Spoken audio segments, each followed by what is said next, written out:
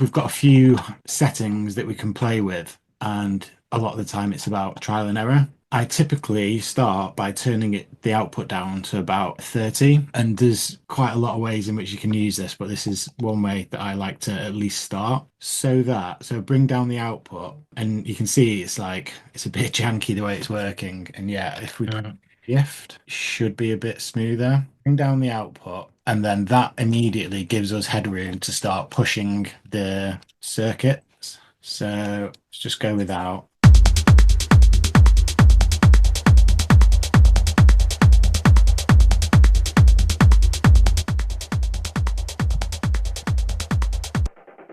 So even just with that, you can hear how it's starting to act on the sound in kind of, altering the dynamics, giving it almost changing the groove a little bit. I basically used a combination of the saturation, pentode, and triode, push them all high, push them in combination with each other, see how they go. And basically what I'm trying to do is just get a thicker, more full sound.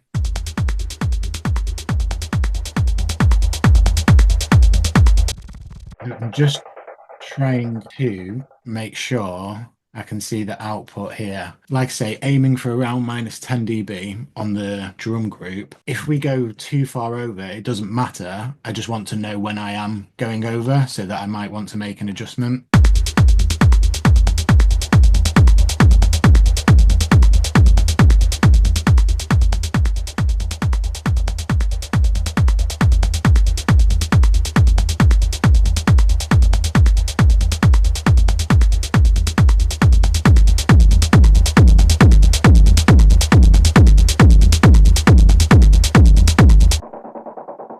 So even there at the most extreme setting, we're still not going too far over. But yeah, that's probably a bit too much. But let's now also bring the saturation in. These two, when they were about 70, I think worked quite well.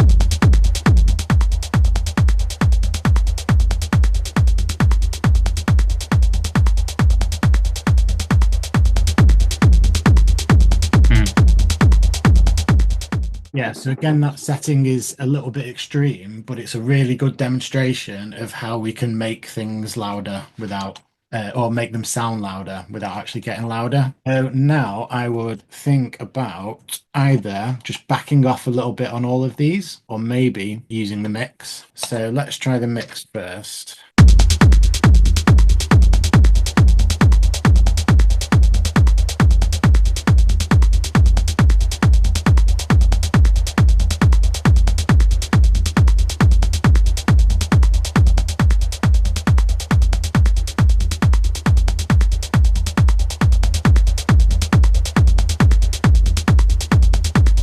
Yeah, I quite like that. It's still an aggressive setting, and I'd still probably back this off a little bit. Let me go and utilize the different banks. They're not really presets, they're just for each instance, like a different version. I want to copy, paste, and then this goes to 100, and we'll just back off a little bit on these.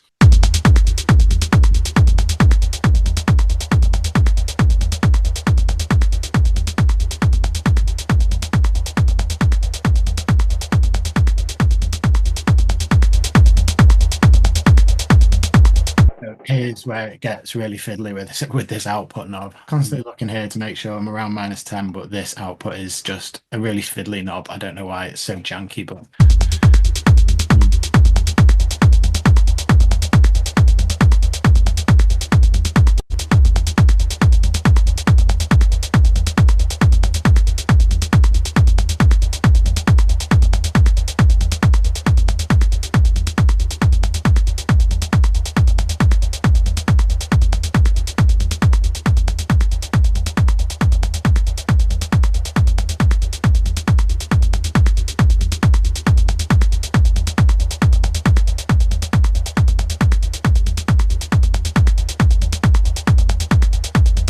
So even though there's a significant amount going on here, the effect is subtle. But for me, what's going on in this one, I really like what it's doing to the kick. It's really Yeah. giving the kick a bit more energy and body. Let's add a little bit of air onto this one. The air, by the way, I've not read the manual, but I believe it's just like a high shelf EQ. Yeah, to make it sound more airy, basically.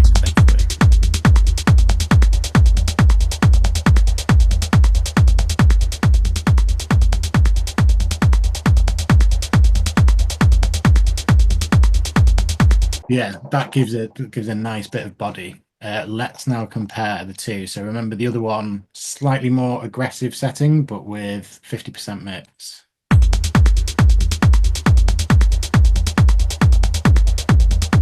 Mm.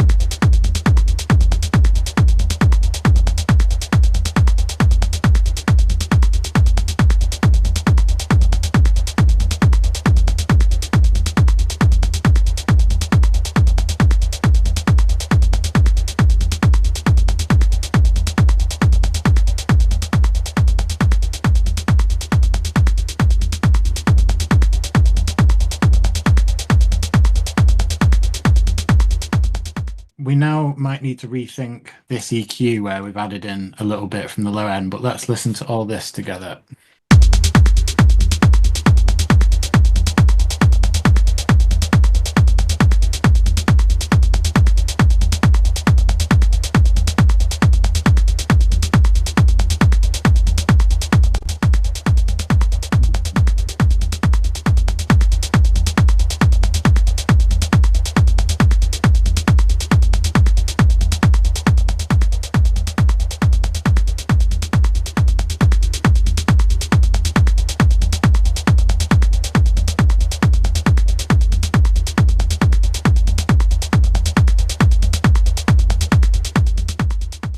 Okay, I'm liking what that's doing. By the way, when I mentioned multiband saturation, like instead of doing this, could use Saturn and just push the lows a tiny bit to compensate for the lows that we lose from the glue compressor. But yeah, that's a possibility. But yeah, we're peaking a touch over -10.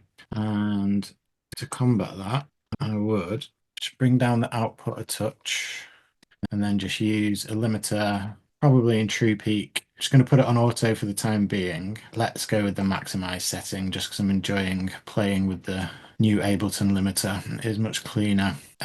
So we want the output to be -10, and then we'll just bring the threshold until we're doing like a tiny bit of gain reduction. Might already be a little bit.